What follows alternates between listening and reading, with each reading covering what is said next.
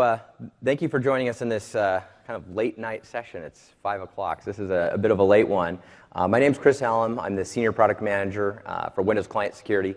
So I own pretty much all the security technologies that are in the Windows client. So there's things like BitLocker, AppLocker, ALSR, DEP, all the things that are there to keep the client secure. And if those technologies are shared in server, then I kind of own those scenarios as well. And so today we're going to talk about what's new in blue.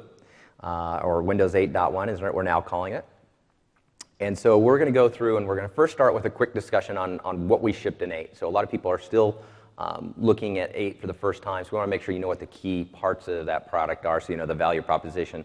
We'll talk about the impact of Windows 8. We've just recently got some really interesting information back from the Trustworthy Computing Group that shows the progress we've made from a security perspective when it comes to malware, and there's some pretty dramatic results that we're going to share there.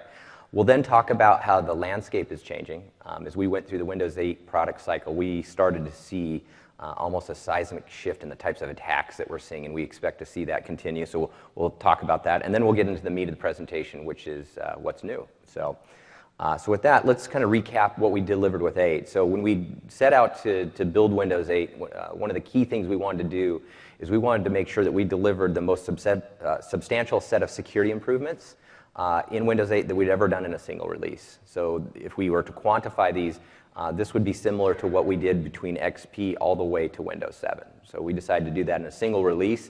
We were able to do that because we added the manpower to the effort, and we funded it. And so it's no surprise that we did it in a single release because that was our goal, and we staffed accordingly. But it was substantial, as you can imagine. And so one of the big investment areas and one of our goals was to deliver groundbreaking malware resistance. So we wanted to make sure that Windows 8 was not just a little bit better when it came to malware. We wanted to make sure that it was much better. And we achieved that goal, as you'll see here in a few minutes. The way we approached it is by eradicating entire classifications of malware.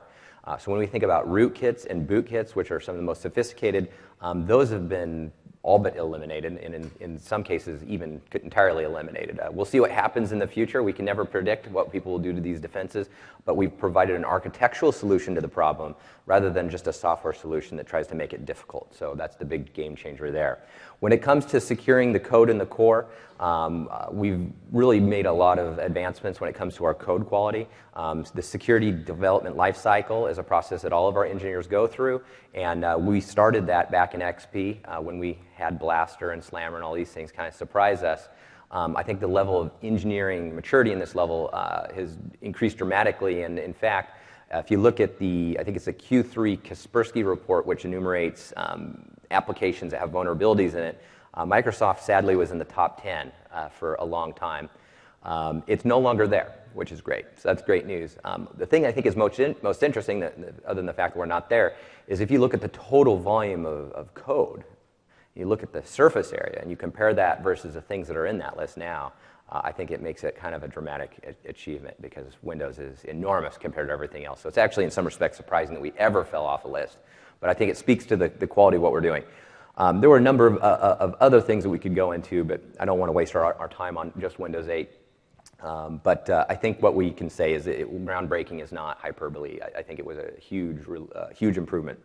When it comes to protecting sensitive information, our goal is to make sure that delivering encryption to a device is something that everybody does. Today, when I talk to customers, you often see only the laptops in their organizations being encrypted with BitLocker or Symantec or McAfee, whatever the technology you use is. And in our view, that's not good enough. You need encryption not only to protect data that is likely to be lost, like on mobile, you actually need it to protect the bits on the system as well. If somebody has access to the Windows files or your application files, you can tamper with those. So it's not just about the information on the device, it's about the apps and even the system core itself.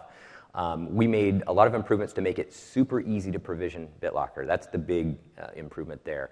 BitLocker is probably the best, and we don't have statistical information to prove this, but when you compare it versus 7, it's dramatically better than what we've seen in the past on BitLocker and other solutions. So it's very easy, if not brain dead, to provision encryption on these devices. You could actually see 10, 20, 30 times, maybe even more performance improvement during the provisioning process because of those improvements. And actually, it was the amount of time it took to provision encryption that prevented people from deploying in the first place. So now that it's easy, we think that it will be pervasive. When it comes to modern access control, One of the things we're trying to do, you probably remember the Matt Honan article, the article about killing the password. If you're not familiar with it, this person had their account breached. It started at Amazon, it then went to Apple, and then they ended up inside Matt's bank accounts because they were able to compromise the Amazon account and then cascade through a number of other accounts. So anyway, what he showed is that passwords are increasingly problematic. And with Windows 8, we of course kind of knew this was coming, and so we delivered a multi-factor authentication option called virtual smart cards that basically allows you to use your device as a physical smart card rather than a card or some other type of multi-factor option. This can be electronically provisioned, which makes it easy to provision this, and that's actually one of the reasons why people don't use multi-factor. It requires a card, it might be expensive, it's challenging to manage. Well, with virtual smart cards, it's very easy. Comparatively speaking. So that's a great solution there. Another feature we did is called dynamic access control. And our goal with dynamic access control was to move away from static lists for access control. So you can imagine that if I have a file share, that file share has a relationship with the security group, and then I add users and I remove users over time. The challenge there is that's a static list, and somebody has to keep that list up to date. And in a large organization, that doesn't happen. In fact, about 15 years ago when I first started at Microsoft, I had access to some shares. I shouldn't have access to anymore, and guess what? 15 years later, I still have access to those old resources because nobody has time to revoke access generally unless it's really required. So most organizations fail in their attempts to do this, and so dynamic access control moves us away from a static list to a dynamic rules-based policy. So I define rules and leverage properties of the user and the device, things that are stored in an Active Directory, and access control operates on those. So if you have a user who's working on, let's say, a project, if that data is in an Active Directory, the second that person leaves that project and Active Directory is updated, they instantly lose access to those resources. So somebody doesn't have to think about individuals anymore. They think about the attributes of users. So lots of big improvements there. So let's talk about malware resistance, which was really the hero of the Windows 8 release, and let's talk about the improvements that we made there. This chart divides things into two areas. So we have statistics coming in, or telemetry data coming in that shows us the amount of malware that's hitting unprotected PCs, meaning they're not running or do not have an active version of an anti-malware solution. And then we also are able to see the impact on protected PCs. So for PCs that are unprotected, we find that for every 1,000 PCs on Windows 8, 2.7 of them are going to have some sort of malware on them. If we compare that versus Windows 7, it's about 3 times more. And then if we move to XP, it's more dramatic. It's about 5 plus. When we have anti-malware solution involved, we go down to 0.2, so that's a pretty good number. When we compare it to 7, it's 6 times. Is that 6? Yes, so 6 times more likely to be impacted with malware. If we compare it to XP, it's 21 times less likely to be impacted. So we can attribute many of these improvements in 8 because of things like ALSR, trusted boot, secure boot. There's a long list of other things. But I think we did kind of hit a home run when it comes to improving the malware resistance capabilities of platforms. So this in isolation is probably a reason for you to be considering Windows 8, especially with the threat landscape we're dealing with. So let's talk about how that change is actually going on. So it's time to reassess the threat. And I know with every release of Windows or any new innovation, we say, oh, the landscape's changing and you know, we need to be scared about the new things. We are seeing really somewhat seismic shifts in what's going on. And part of it's because of what I just talked about. The resistance to malware that we have in our system now has caused people to move in some ways away from that. They haven't stopped thinking about malware, but they're thinking a lot more about spear phishing, phishing types of attacks, social engineering, on and on.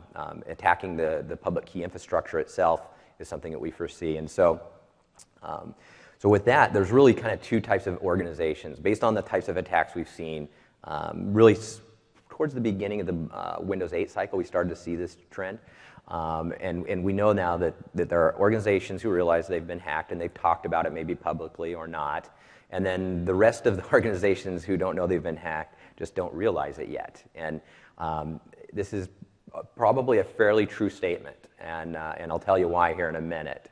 There's these threats that are very familiar that we've been talking about forever. There's always this evolution of threats and an evolution of countermeasures, and we're just in this hamster wheel, constantly kind of band-aiding things or patching things and moving the ball on the attackers.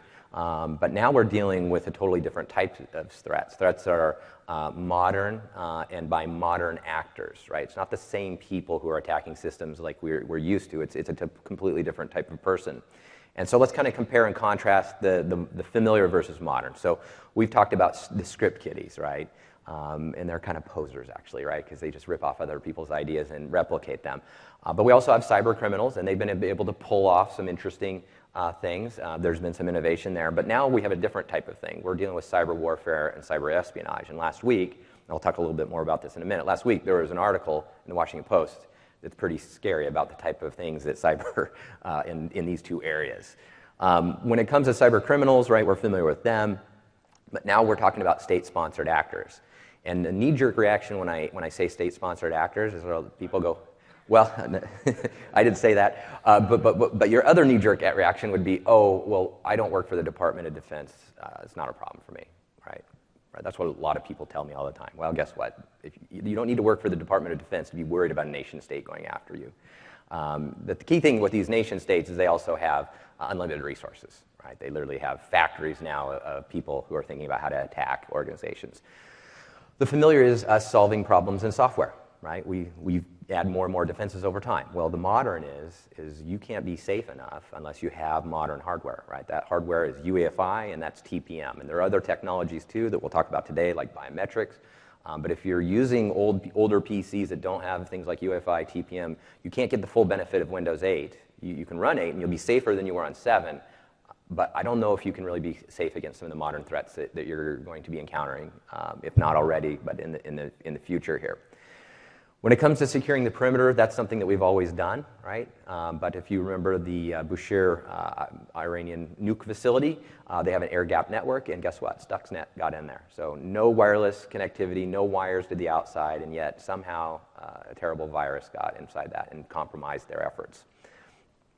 And then we're familiar with attacks on Fortune 500, but now it's all sectors, and even small businesses are being attacked. It's no longer just the Department of Defense and Lockheed Martin and General Dynamics, et cetera. So anyway, and the last thing here is I hope I don't get hacked, but you will, and so you need to find out how you're going to mitigate this and how successful were you. So a couple quotes, and then we're going to switch into the meat on blue, but I think these are interesting here. So last year, in response to Flame, F-Secure, who probably many of you know about, said this. They basically said that the security products and the antivirus products that we're using were not designed to protect you against the digital equivalent of SEAL Team 6.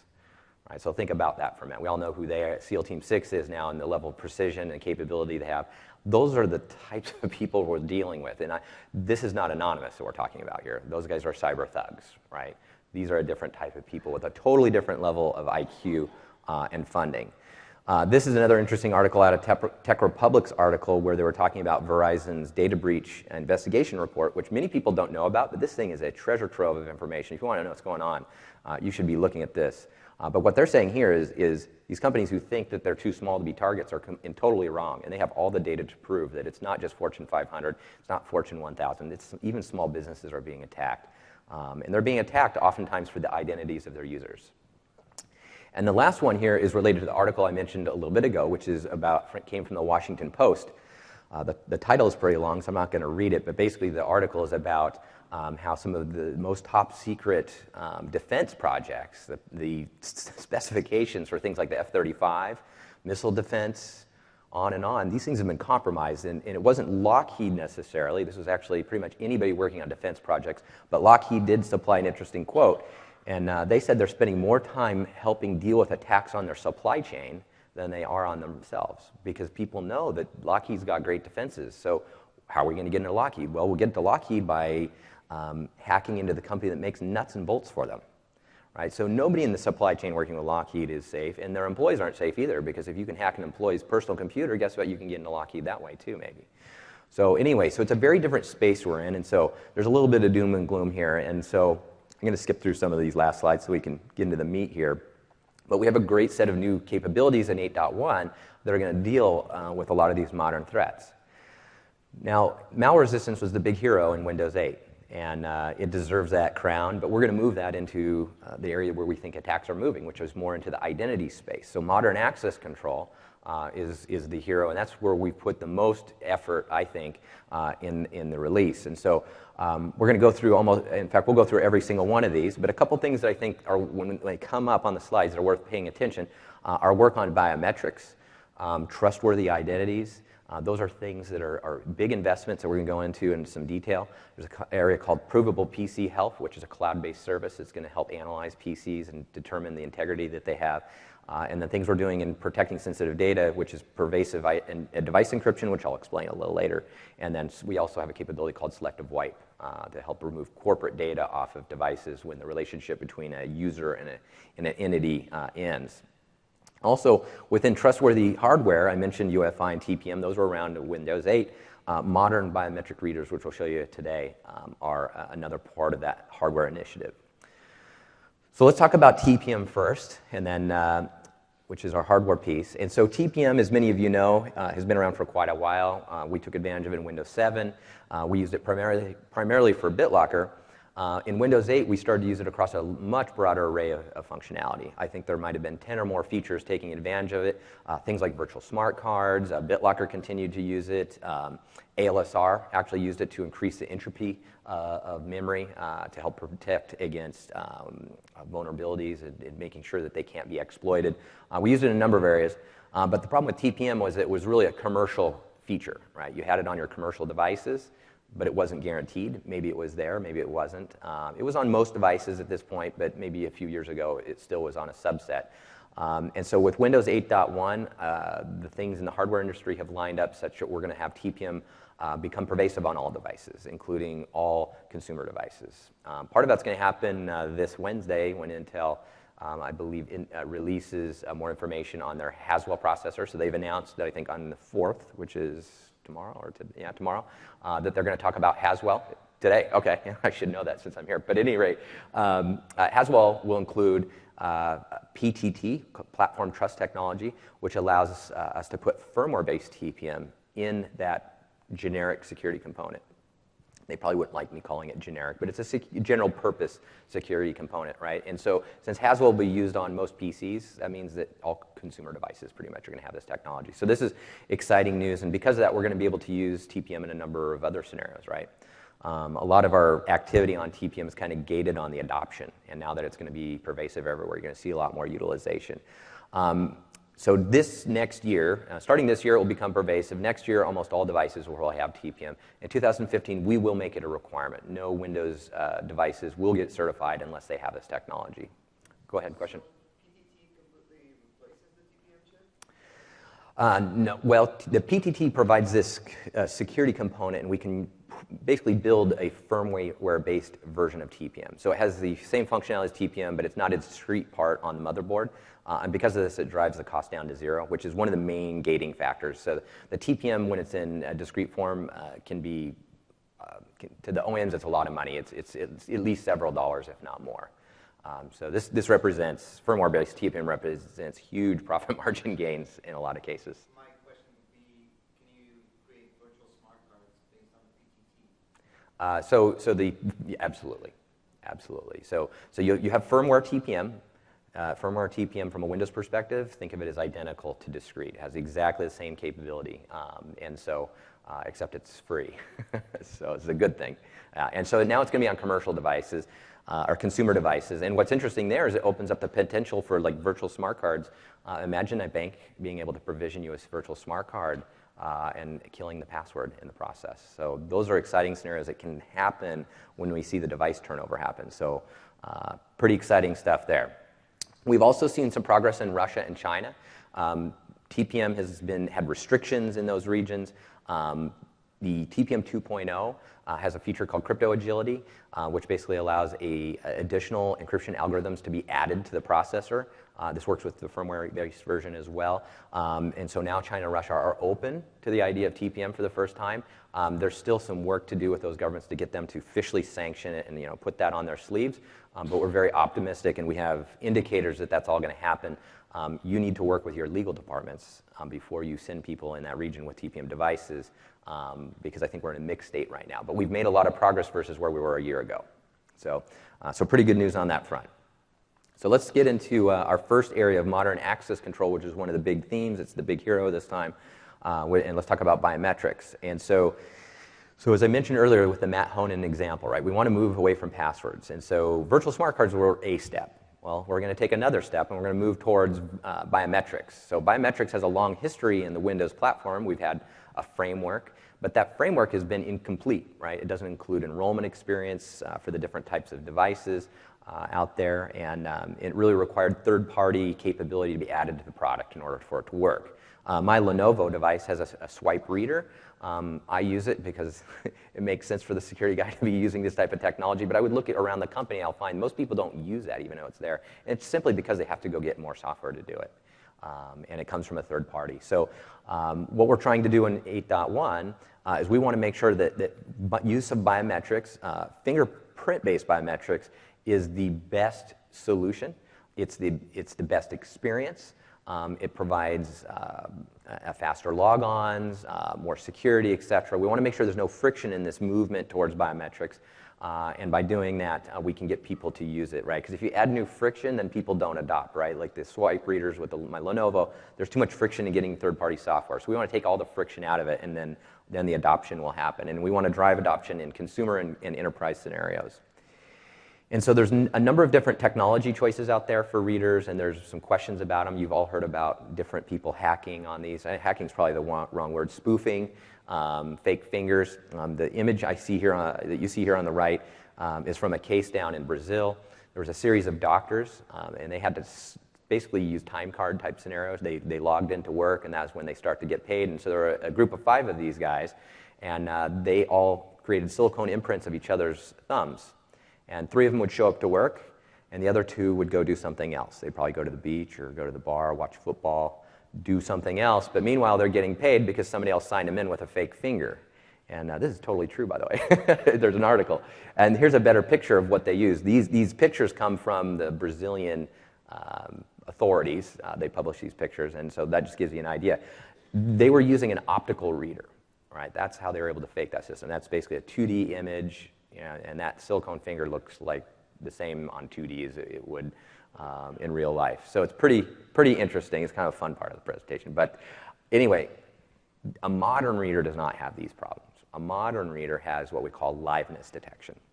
Liveness detection has the ability to differentiate between a finger that is dead, like this one here. This is from a morgue somewhere where they took some fingerprints. And then this is what a live fingerprint would look like. From more of like a 2D perspective. So you'll see that the moisture of the finger, the fact that there's moisture inside the hand itself or the thumb, that it creates a very different imprint than somebody that's drying out. So at any rate, so a modern reader has the ability to detect this, and they can do it through a number of ways. Moisture, electrocardiogram, there's a long list of different ways they can kind of detect liveliness. They can actually look at fingers from a 3D point of view, etc. And a modern reader is also touch-based, in our opinion. So you're used to seeing the swipe-based readers. Let me show you a modern one here. Oops, I'm on the wrong number here. So swipe-based requires you to swipe the finger. They're the ones you see on your Lenovo's, and some other people are selling it. Now this is a device, a non-production device from Fingerprint Cards. We have a couple people from the company here who can answer some Q&A here at the end. But what you see here is a prototype device. And the thing that's important here is what you see in the middle. This is that touch-based service. And so if I want to sign in with my biometric identity, if it was a swipe device, I would move my finger here, and then it wouldn't work the first time, and then I would do it again, and eventually it would work out. With this, I can do this in about 1 second, and I can sign in. So this has a very high-performance way of taking a look. It has all those liveness detection options that I just talked about. This is what a modern reader's like, right? There's no friction in this device. I just touch, and I'm authenticated, whereas with swipe-based, I have all this kind of cumbersomeness. So this type of device is superior, and this will appear on keyboards, it will be on all-in-ones, it will be on laptops, it will be on tablets. We don't have any announcements to make today on who's committed to putting them in which devices and which way, because people are still trying to make those decisions. But that's where the future is, and that's not a long ways in the future. That's stuff that we'll start to see coming out this year. So let me show you what the experience. Oops. Is. Okay. All right, so I'm at my logon screen here, and as I mentioned, this is super fast. What's interesting here is if I'm not logged on, let's say I've just rebooted my PC or I have multiple users logged on, basically the sign-in experience is going to figure out which profile to get into based on my biometric identity. So I don't have to flip the lock screen up and then select a profile and then go somewhere, right? It adds a little more friction, a little more complexity. I can put my finger down in like less than a second. I'm now into my profile. So this adds a lot of efficiency, and like I mentioned that the way we're going to get people to use this is because the experience is so much better. This is a lot better, and it's going to be a lot better when it's sitting on my Surface keyboard, which it's not there yet, but I'm hoping it will be. But anyway, so a much better way of signing in. In addition to being able to sign in on Windows Logon, you'll also be able to sign in any of the experiences that you would expect. So if I'm using VPN or connecting to direct access or all the places where you might need to provide that type of authentication, you'll use your biometric identity. Another thing we've done, and I'm kind of getting ahead of my slides here, but that's okay. I'd rather spin it here in the demo, is we've also added API support so you can add biometric verification in an application itself. So you can imagine a scenario like we have here. I have this little $ app. This is like, imagine this is my Fidelity banking account or my US Bank or Bank of America.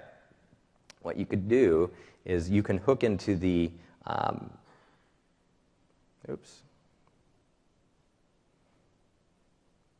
What you can do is you can take advantage of the APIs, and then your biometric identity can be used to sign in. So you can imagine, like, if you hand your device to your daughter or your son or whatever, it's because you want them to be able to surf the internet or whatever. They're logged on as you, they have your credentials, and they now can use all of your apps. So we can now add this API that allows you to verify the user before you actually go into individual apps. Now, you could do that with a password today. There's nothing preventing people from doing that, but because of that friction that's there, nobody would ever do it, right? People would want the, hey, how can I save my password feature so I don't have to be annoyed with the password, and then you lose the security. So with biometrics, what's going on here? Okay. With biometrics, I can, of course, quickly sign in to my app. Now, the API can be used anywhere. It can be used on startup of the app, but it also could be within app functions. So in this case, in the case of this app, imagine this is, gives me the ability to trade my Contoso shares or my Microsoft shares. I may allow people to get into the application because it may have some read-only functions that don't require user verification, but maybe when it comes down to selling something or accessing information within the app, like an account balance, maybe it would ask for an additional identity. So if I had a trade shares button or a sell 100% of my shares option, I could hook that biometric verification into that as well. Go ahead. Is this API for modern apps or for all? It's for modern apps, yes. Yeah. So anyway, so pretty cool stuff there. So let's go back to our presentation here. And I've kind of quickly gone through a couple slides in advance. There's a couple things we've added. So in addition to the Windows sign-in, we also have a concept that we call Touch to Buy. And Touch to Buy basically is where we've added that API support in the Windows Store, Xbox Music, video, etc. And so we would expect third parties might take advantage of this API and add it through their own things. Wes, you had a question there.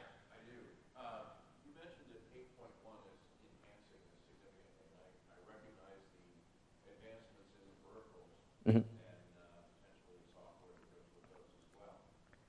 Specifically in the 8.1, is that what you're referring to with the APIs that are going to allow us to work a little better internally? There's actually one thing that I didn't take the time to show, but since you asked, we can move back actually to the demo. Something I kind of blazed past actually is the thing that was lacking on my Lenovo was the ability to enroll my identity. And so we've actually added that functionality directly in the box here. So let me go in here, and so I can go into my account, and then my sign-in options. And so you'll see that I can add a finger. So if I didn't have any enrolled, it would say, add a finger identity. But in this case here, I can add an additional. I can select that option. It's going to verify, so we're using our own API here. We don't want somebody who has access to the box to register themselves as you.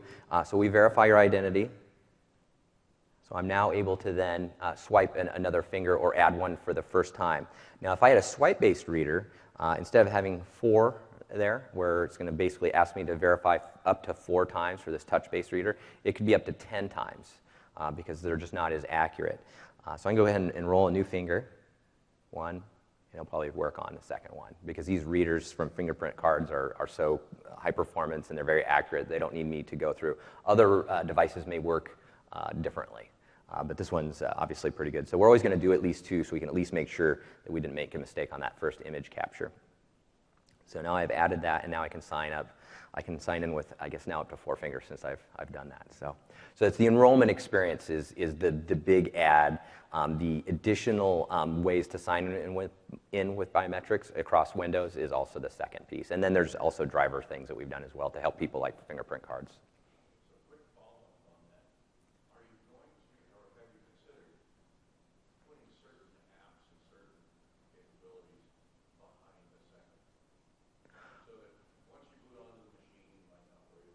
Uh-huh. If you're going to do something else, say for example, banking, Yep. banking stuff in the folder, you get access to the folder. Okay, so I guess I didn't follow. So Just like sometimes we encrypt and require a separate password for a folder, okay. this would be the equivalent of what we would apply. Okay, so the scenario would be rather than using my fingerprint, my index finger, that I might use a different finger altogether.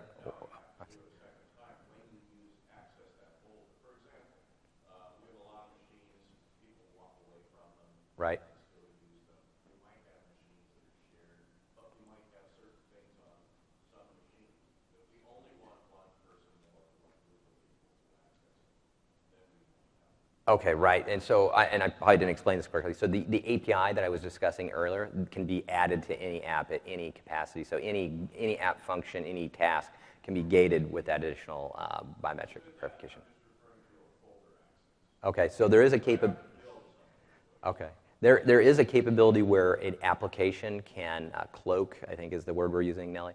So the app can leverage this API and then can cloak that data, and then it would require verification, biometric verification, before it would be able to be loaded in an app. So we do have that capability. I don't know, Nelly, if you want to add to that, that's a feature we weren't covering today specifically.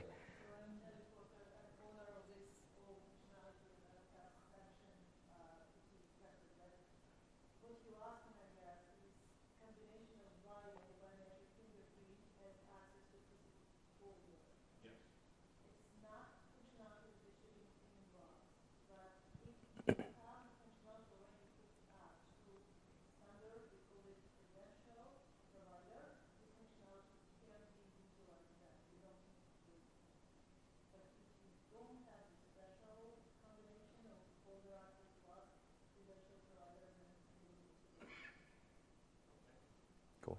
All right. Thank you, Nelly. All right. So let's see here. One question. Yeah, go ahead. So that thing that you showed about enrolling your fingers Mhm. or making them available, you need to do that locally on your machine, right? Correct. Because on Windows 7, I've had customers that when I tell them about the functionality of validating a UAC prompt using the finger, Mhm. they told me, well, that could be really useful for our help desk staff to do some over-the-shoulder authentication without typing in the password. But of course, there's no centralized way of giving access to all machines for a specific thing. Let's say administrator accounts that can. Okay. Nelly, you were about to say something, so I'll defer to you.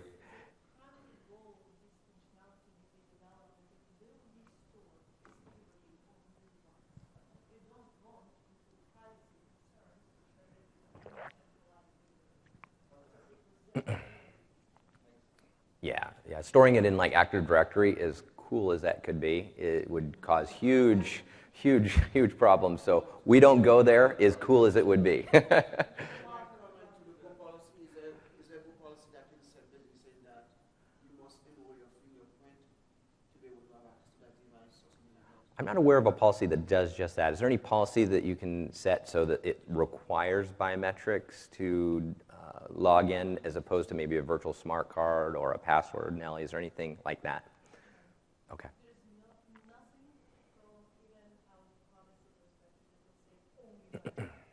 Yeah. They're not back with the solution of Windows 8. Windows 8 is user-centric, and the admin just cannot, it feels like things that will help the admin, they don't include it in Windows 8. Smart cards and virtual smart cards you can use as the only authentication That's true. method for some specific device. Yeah, that's true. Not biometric, but stronger two-factor. Yeah. Okay. All right, so we've... Okay, well, speaking of virtual smart cards, so that's our next slide, actually. So, way to tee it up. Okay, so you're familiar with virtual smart cards. Virtual smart cards are basically, we're able to provision a certificate. We model it as a smart card reader and a smart card itself. It's always plugged in. It leverages the TPM, so it's protected. It's always there. And so this is a great way to add multi-factor authentication to your scenario, because a physical smart card and readers is often cumbersome and hard to deploy. It's expensive, et cetera. So they're a great solution, and people are very interested in them. Where they're particularly interested in them is in non-domain join scenarios. And with Windows 8, we didn't do great work there. And so we needed to improve the APIs so that you could easily provision virtual smart card to a non-domain join or a BYOD device. And so we've added that in Windows 8. And so this is really going to create the opportunity now that TPM is going mainstream for that banking scenario that I mentioned earlier. Before on Windows 8, you probably couldn't have achieved that. Technically, it could have been done, but it probably would never have been actually provisioned that way. So good news on the virtual smart card front. That's probably the one big improvement worth mentioning. In fact, I'm going to, just in the interest of time, I'm going to skip this particular demo because it basically is a small UI, and I type in a password, and we end up with a virtual smart card. But I want to make sure we can spend time with some other areas.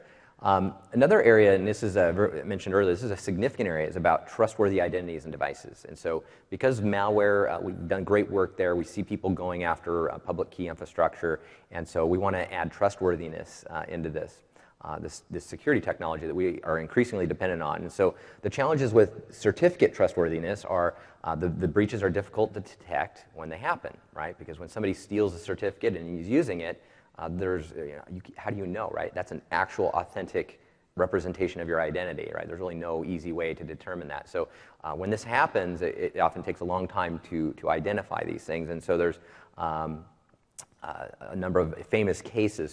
So about a year and a half ago, DigiNotar, which is a certificate authority, was duped into issuing authentic certificates to somebody, a malicious user, for Yahoo and Google and a number of other companies. And then later on, what happened? They set up some web servers on the internet, and they poisoned DNS to redirect users to them. And then from there, they're stealing identities, they're provisioning malware devices, and nobody knows what's really going on until later. And so DigiNotar is now out of business because their main business of trust was completely breached. And so that company no longer exists. But in this case here, what's interesting is somebody stole authentic certs. The case of Stuxnet's a case where somebody actually went into breached the security of a building and ended up stealing the certificates, and then they were able to use those to sign things. So Stuxnet's a slightly different thing. We have Flame, where a collision attack was used, and I think we used the MD5 encryption algorithm to create that certificate, and with this collision attack, they were able to duplicate what looked like an authentic certificate when it was not, but to most systems it would appear just fine. So Flame was really interesting. A thing like Flame would evade technologies like UEFI and Trusted Boot because those bits were signed by us, at least it looked that way. And then Mimikatz is something that is a tool that you can use to export certificates from a system, right? Even if they're marked non-exportable, right? So this shouldn't be able to happen, but if you're an admin with physical access and you have a tool like this, you can steal private keys from PCs and you can be that user or that device, et cetera. So these are kind of some famous cases and tools. And so what did these breaches depend on? Well, the key problem with public key infrastructure is it's entirely based on this assumption that those private keys and those certificates have never fallen into the wrong hands. And when it does, then you have a huge problem. So what we need to do is we need to increase the trustworthiness of this system and help manage the hygiene in the internet, so that we're using certificates in the internet, and we also need to create the condition where certificates are issued by corporations or banks or et cetera, that the security of those can be determined, and that's something we really can't do today. And so to determine the security of certificates that may be provisioned to devices, maybe a certificate or that represents your identity, we're adding a feature called TPM key attestation. So when a certificate comes down to your PC and you want to use, let's say it's your identity, and you want to access some resource, the resource, as long as that identity looks okay, it's going to say, hey, that's fine, go ahead and grab access to anything you want.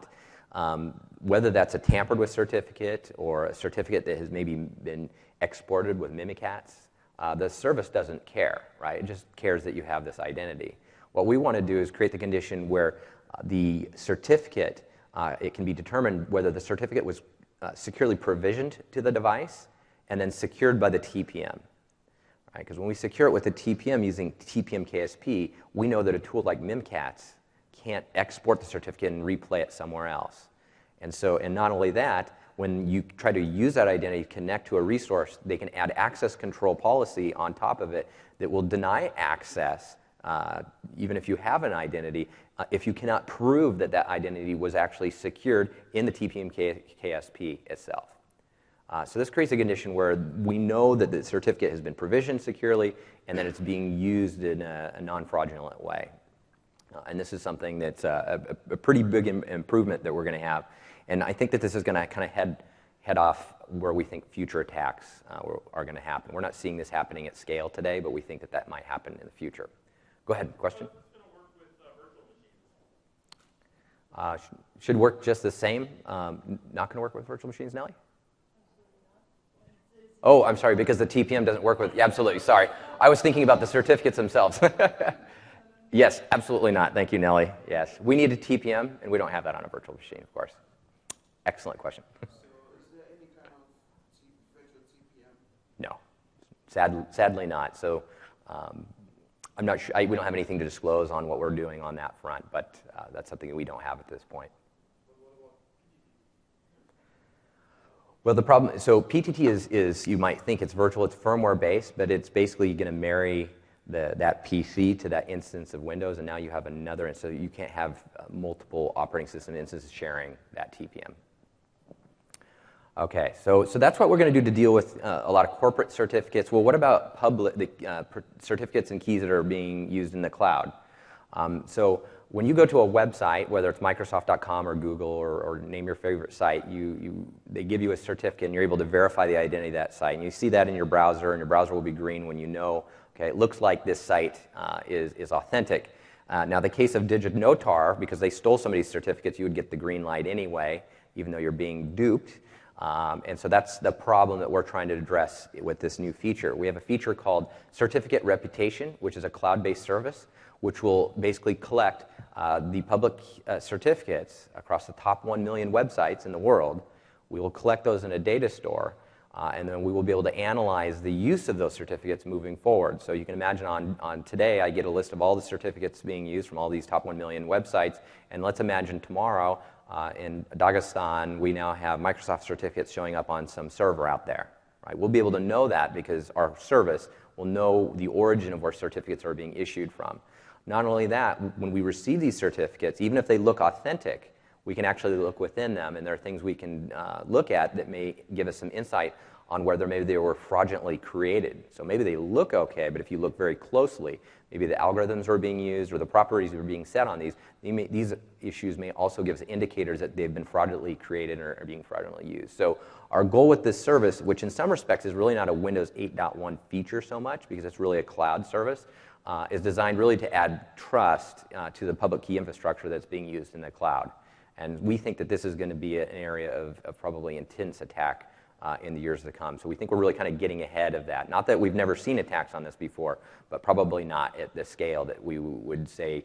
We couldn't liken it to what we saw with Slammer and Code Red and these types of things. So this is kind of a little bit of an offensive maneuver. So let's talk about protecting sensitive data.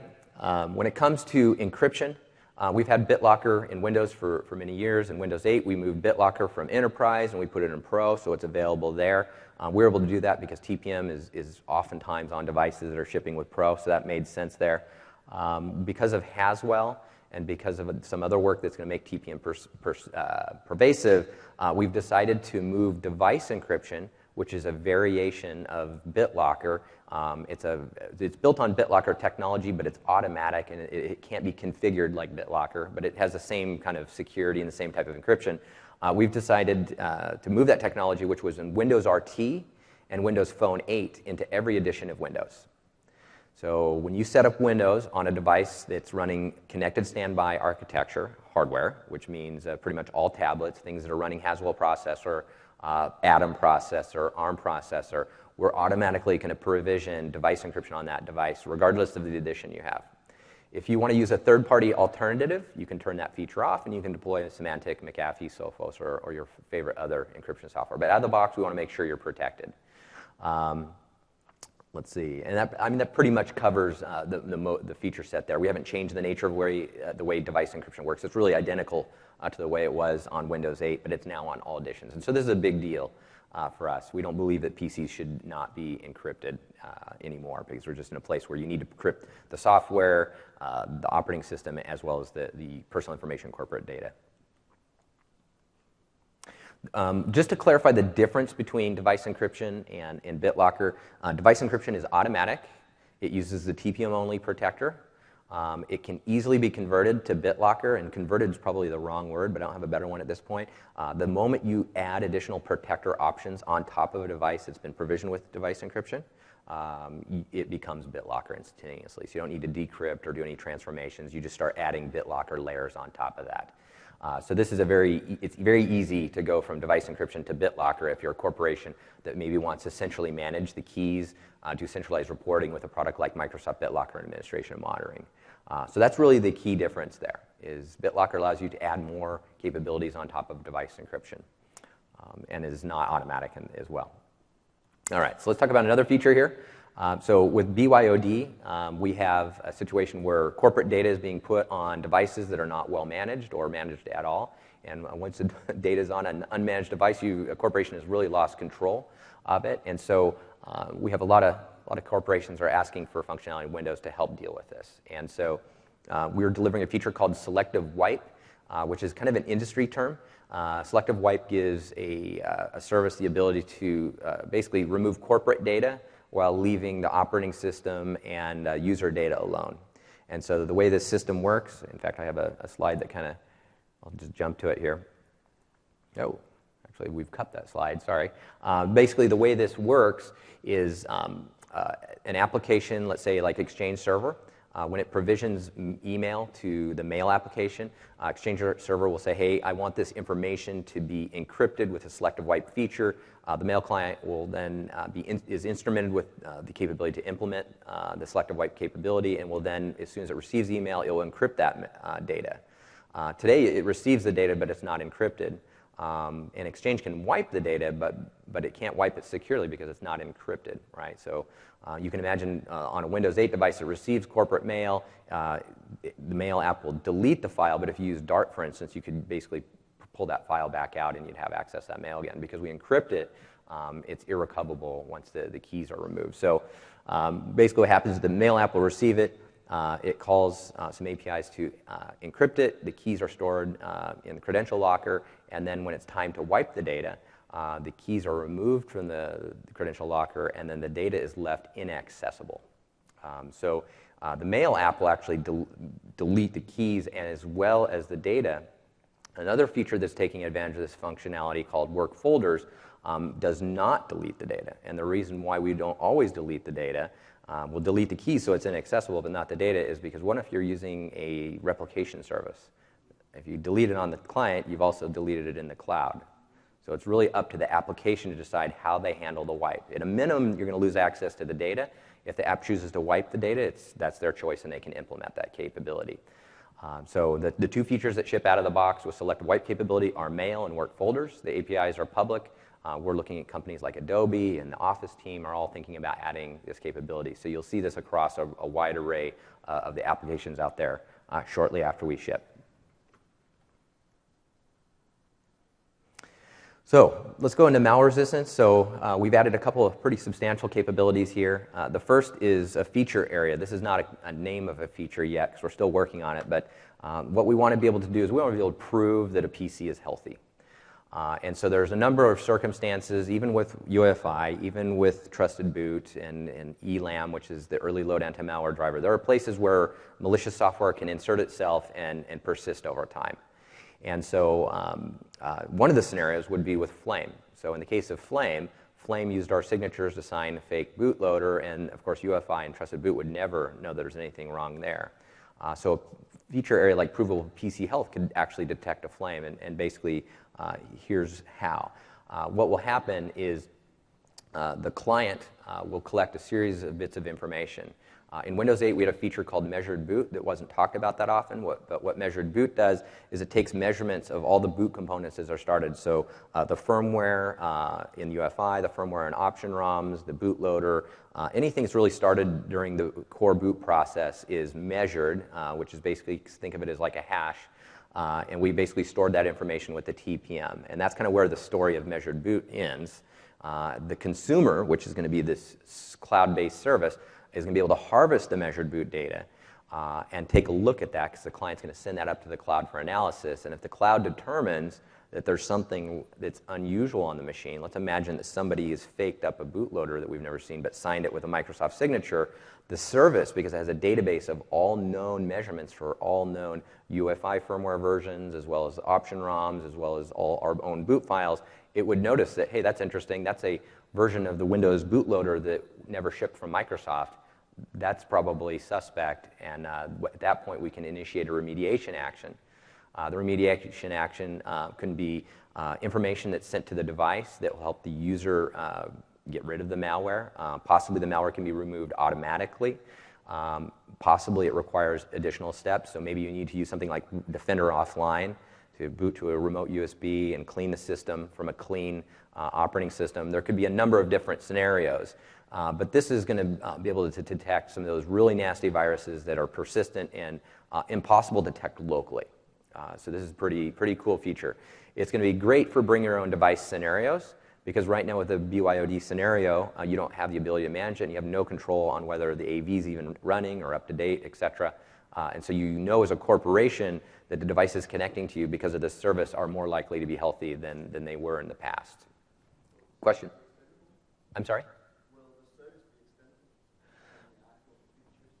Not at this point. So one of the things that's kind of an obvious limitation that I kind of mentioned is it is designed for consumer scenarios in BYOD. So that means it doesn't have like integration into like a system center and whatnot.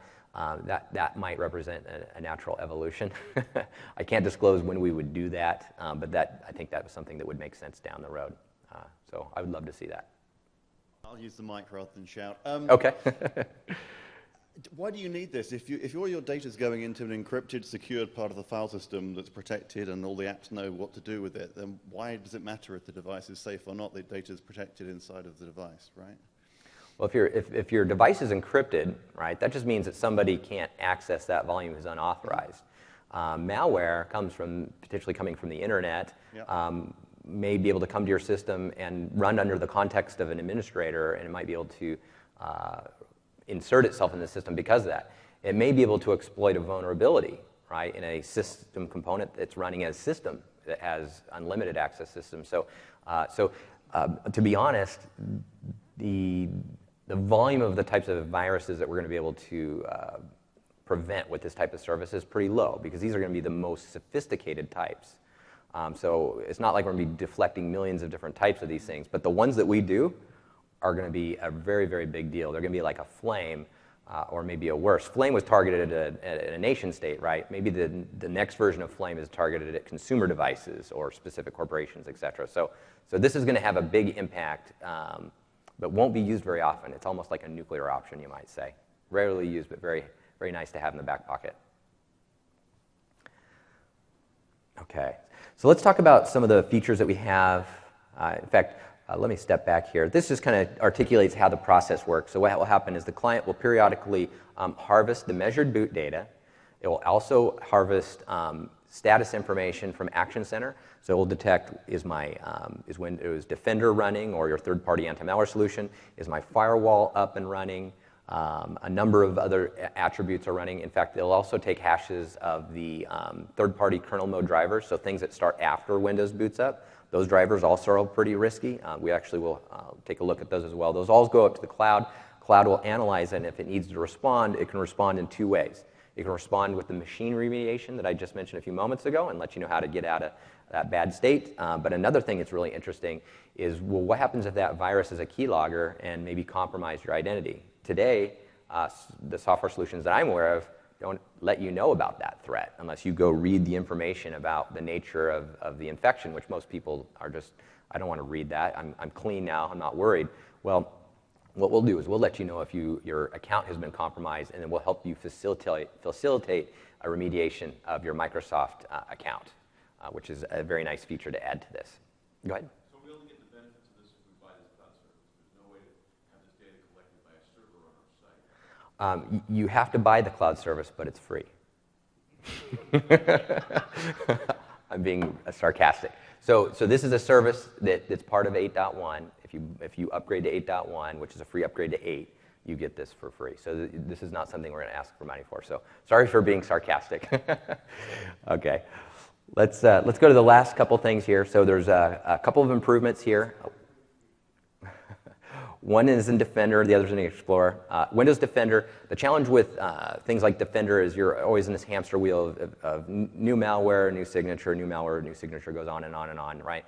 Well, most of these types of malware that we see have familiar patterns of malicious behavior. We can add network monitoring behavior, which is what we've done to Defender in 8.1, and we were able to detect new viruses that we don't have signatures for using that technique. And so this is going to eliminate a lot of classifications of malware, because what we find is there are cookbook routines for many types of malware. And so the new ones that come out are oftentimes at the binary level very different, but the way they operate is oftentimes the same. So this will be very helpful. I'm sorry? So basically, the software is watching the pattern as opposed to the code? Yeah, we're looking at the pattern of behavior. So we'd be looking at accesses to the registry, the file system, what's going on inside a process. There's a number of different things that they're looking at. But we take a pretty conservative approach to this. You know, the problem with behavior monitoring is false positives, and we can't have people getting a situation where, oh, here's another virus we've cleaned when we haven't. We don't want to block good applications. So we take a very conservative approach with this, but the idea is that, you know, signatures will eventually come out, but we can prevent the ones that we really have a lot of certainty about. So this is going to be pretty nice progress on that front. For Internet Explorer, this is kind of the last main feature we're going to talk about today, is so that we have binary extensions. We have things like ActiveX control and other things. And so when there's a vulnerability in that control, what happens is people who have websites like to attempt to send a payload that tries to exploit that vulnerability. So this is a common attack. And so the challenge is the payload comes to the control, and the control automatically runs it. And then the malware, the infection occurs, and then hopefully the anti-malware solution cleans it up. And so that's not really the right order, right? So what we've done is we've added hooks into the operating system that allow a anti-malware solution like Defender, or excuse me, like in a browser, to hook into this API, and they can basically receive the payload, send it straight to the anti-malware solution for scanning, and then if it looks good, then they execute it. So we get in front of the execution rather than behind it. It makes a lot of sense. You know, I wonder why we didn't get there earlier. It was a matter of priorities, of course. But yeah, it's kind of an obvious solution. But this will have a big impact because a lot of people are still using these binary extensions. So that pretty much kind of concludes the presentation. So. The IE, is it mainly IE technology, or is it provided to other companies that design So it's an API that any browser can take advantage of. So that represents the most key features. There's some other security features, but these really represent the things that I think will resonate, make the biggest impact. So I think you can tell it's a pretty thick layer of new capability that we've added. I don't feel like this feels super incremental. There's some big things we've done. I think provable PC health, you know, its ability to detect these horrible viruses that you would never detect once you had an infection is a big deal. Biometrics is going to change the way we use devices, obviously. Once that's on your laptop or your device, I mean, that's going to be so much better to authenticate. And so anyway, so that represents the changes. And so let's do some Q&A. We got 15 minutes. And so let's invite a few people on stage. Maybe Nellie, you might come since I know you got passionate about this. And we also have a couple gentlemen from Fingerprint Cards, Christian and Charles, who could answer some questions about the reader that I showed today. And just to be clear, Nellie Porter owns the modern access control feature area, so things like biometrics, virtual smart cards, and a number of other things kind of fall into our area. So come